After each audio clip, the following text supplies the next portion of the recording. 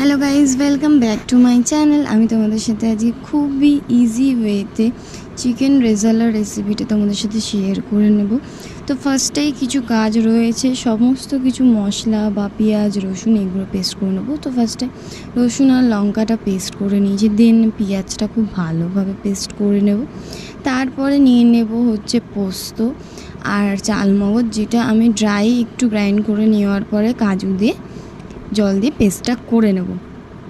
তারপরে কড়াইতে দিয়ে দেব সাদা তেল, ঘি হালকা গরম হওয়ার পরে গোটা শুকনো লঙ্কা, দুটো তেজপাতা আর গোটা গরম মশলার মধ্যে রয়েছে দারচিনি, লবঙ্গ, এলাচ।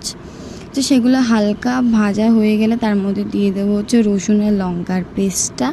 সেটা হালকা নাড়াচাড়া করে নিয়ে কাঁচা ভাবটা চলে গেলে দিয়ে দেবো পেঁয়াজের পেস্টটা। সেটাও হালকা নাড়াচাড়া করার পর যখন তেল বেরিয়ে আসবে সেই মুহূর্তে দিয়ে দেব হচ্ছে নুন দিয়ে মাখিয়ে রাখা মাংসটা। কাঁচা মাংসটা দিয়ে দেওয়ার পরে হালকা নাড়াচাড়া করে ভাজা ভাজা করে নেব। খুব একটা ভাজা করতে হবে না, জাস্ট একটু তেলটা ছেড়ে গেলেই বুঝতে পারবে। দেন দিয়ে দেব হচ্ছে পোস্তর পেস্টটা, পোস্ত, চালমগজ আর কাজুর পেস্টটা, সেটা দিয়ে ভালো করে নাড়াচাড়া করার পরে যখন তেলটা ছেড়ে দেবে তখন আরেকটু হালকা জল দিয়ে দেবো, মিক্সি ধোয়া জল যাকে বলে, ওইটা দিয়ে নাড়াচাড়া করার পরে দিয়ে দেব হচ্ছে গিয়ে নুন, চিনি স্বাদ মতো। চিনিটা আমি একটু বেশি দিয়েছি, হালকা মিষ্টি ভাবটা থাকবে, যেহেতু রেজাল্ট একটু মিষ্টি মিষ্টি না হলে ভালো লাগে না। দেন দিয়ে দেবো হচ্ছে গিয়ে শুকনো লঙ্কার গুঁড়ো। শুকনো লঙ্কার গুঁড়োটা দেওয়ার পরে কালারটা এতটা চেঞ্জ হয়ে সুন্দর লাগে না, মানে ব্যাপারটা খুব লোভনীয় হয়ে যায়। যাই হোক, তারপরে ফ্লেভারের জন্য দিয়ে দেবো হচ্ছে গোটা কাঁচা লঙ্কা, এটা অপশনাল, দিতেও পারো নাও দিতে পারো।